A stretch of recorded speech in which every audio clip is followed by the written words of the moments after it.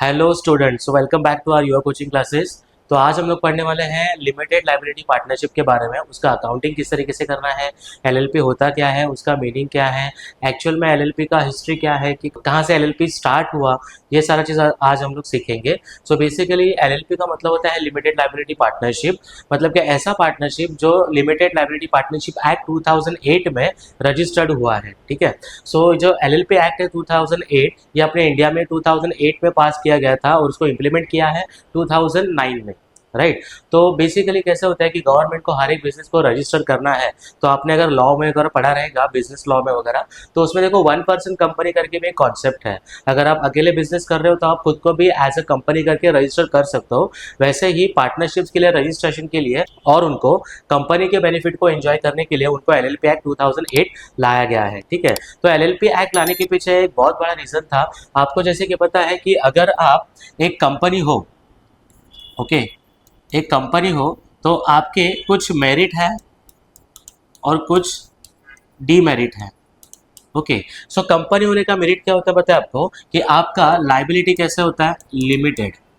आपका लाइबिलिटी कैसे होता है, लिमिटेड। आपने जितने भी कंपनी में शेयर्स लिए हैं उतना ही आपका क्या होता है, लाइबिलिटी होता है। लेकिन डीमेरिट क्या है कि कॉम्प्लेक्स प्रोसेस। अगर आप कंपनी एक्ट में रजिस्टर करते हो तो आपको बहुत सारे प्रोसीजर को फॉलो करना पड़ता है। आपको memorandum of association and articles of association ready करना पड़ता है। आपको आरओसी में जाकर रजिस्ट्रेशन करना पड़ता है, एनुअल जनरल मीटिंग रखना पड़ता है। सो ऐसे नंबर ऑफ प्रोसेस को आपको फॉलो करना पड़ता है और हर एक बिजनेसमैन को हेक्टिक जाता है। राइट। लेकिन अगर आप पार्टनरशिप फर्म हो,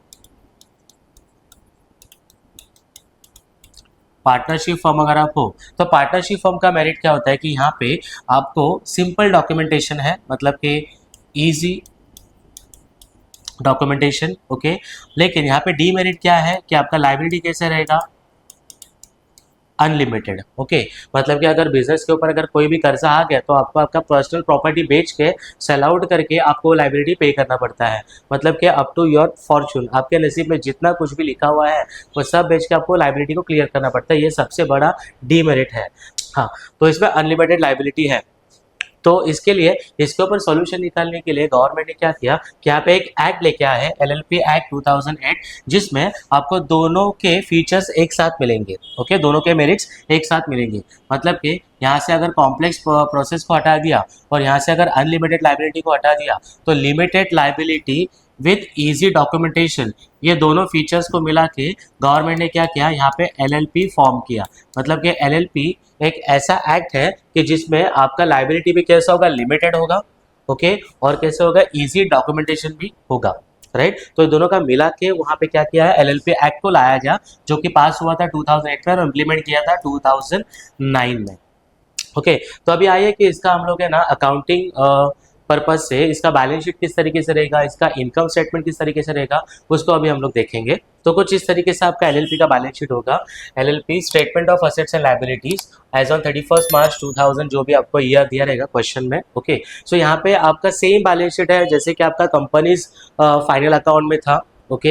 equities and liability, obviously company के इक्विटी शेयर होल्डर्स होते हैं, लेकिन इसमें क्या होता है, पार्टनर्स होते हैं। राइट। सो पार्टनर्स का क्या होता है, कैपिटल होता है। उस कैपिटल को ये बोलते हैं पार्टनर्स का contribution. Okay.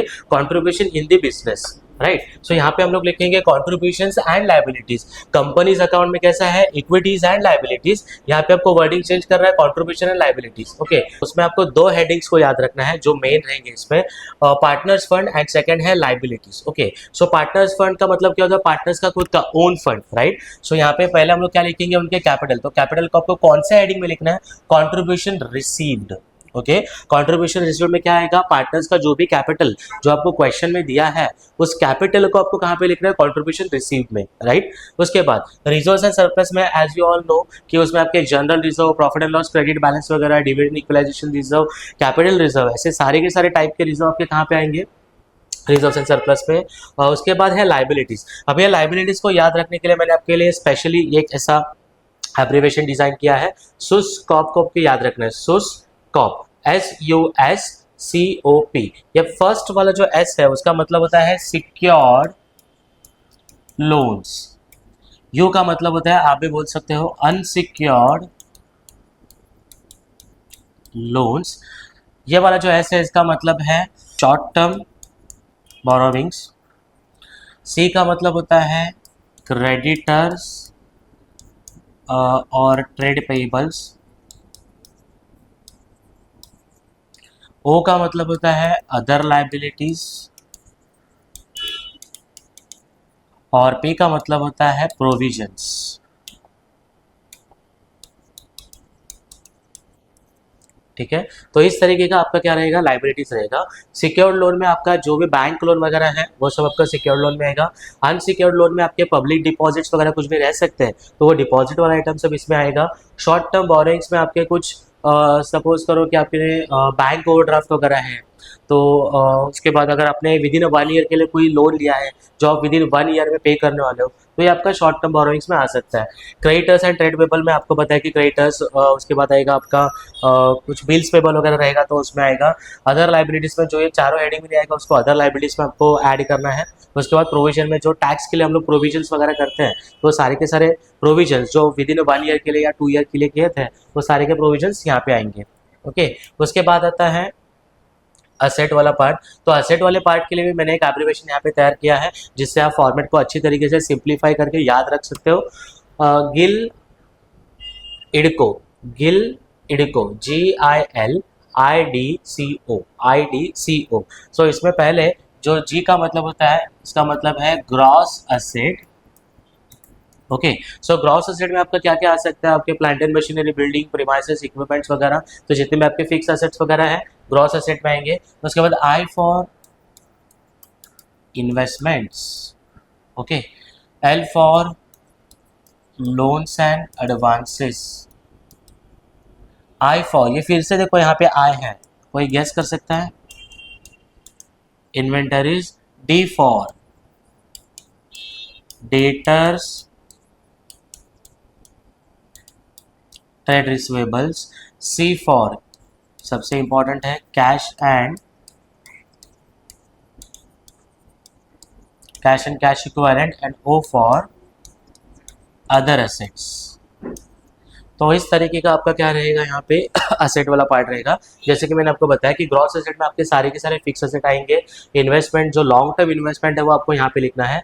Loans and advances में जितना भी आपका प्रीपेड एक्सपेंस वगैरह है, एडवांस सैलरी वगैरह है, वो सारा आपका यहाँ पे आएगा। इन्वेंटरीज का मतलब होता है stock. Debtors and trade receivable में आपका डेटर्स, बिल रिसीवेबल वगैरह वो सारा चीज़ आएगा इसमें। हाँ, अगर आपने कुछ प्रीपेड वगैरह भी किया तो वो भी इसमें लिख सकते हो। उसके बाद कैश एंड कैश इक्विवेलेंट में आपका cash at bank, cash in hand, ये सारा चीज़ आएगा। और अदर एसेट में जो ये हेडिंग में नहीं जाएगा वो सारा कहाँ पे जाएगा, अदर एसेट्स में आप डाल सकते हो। ठीक है, तो कुछ इस तरीके का आपका क्या रहेगा, बैलेंस शीट रहेगा जो आपको LLP के सम सॉल्व करने के लिए हेल्प हो सकता है। सो फॉर्मेट आपको किस तरीके से याद रखना है, सबसे पहला कॉन्ट्रीब्यूशन से लाइबिलिटीज। ओके, उसमें दो आपके हेडिंग्स रहेंगे, partners fund and liabilities. Partners fund में दो चीज रहेगा, कॉन्ट्रीब्यूशन रिसीव्ड एंड सेकंड रहेगा रिजर्व्स एंड सरप्लस। लाइबिलिटीज को याद रखने के लिए आपको याद रखना है सुस्कॉप। Okay, SUSCOP। उसके बाद जो सेकंड वाला आपका जो पार्ट है असेट्स, उसके लिए आप लोग क्या याद रखोगे, गिल इडको, राइट, GIL और IDCO। तो कुछ इस तरीके से आप लोग फॉर्मेट को याद रख के आपको सिंपली पोस्टिंग करना है। जो आप लोगों ने 11th-12th स्टैंडर्ड में फाइनल अकाउंट किया था सेम फाइनल अकाउंट है, खाली एक नया फॉर्मेट में आपको क्या करना है, उसको प्रिपेयर करना है। तो आपको बेसिक थिंग क्या है कि जो भी आपको ट्रायल बैलेंस दिया जाएगा उसको कहाँ पे पोस्ट करना है, कौन से हेडिंग में जाएगा, वो आपको खाली इसमें याद रखना है और आपको सिंपली फाइनल अकाउंट करना है।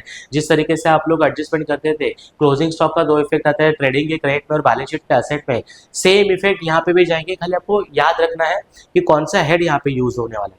तो जैसे कि आप सब लोग ने अभी देखा कि जस्ट कि statement of assets and liability आपको किस तरीके से प्रिपेयर करना है, ठीक उसी तरीके से आपको statement of profit and loss भी पूछा जाएगा।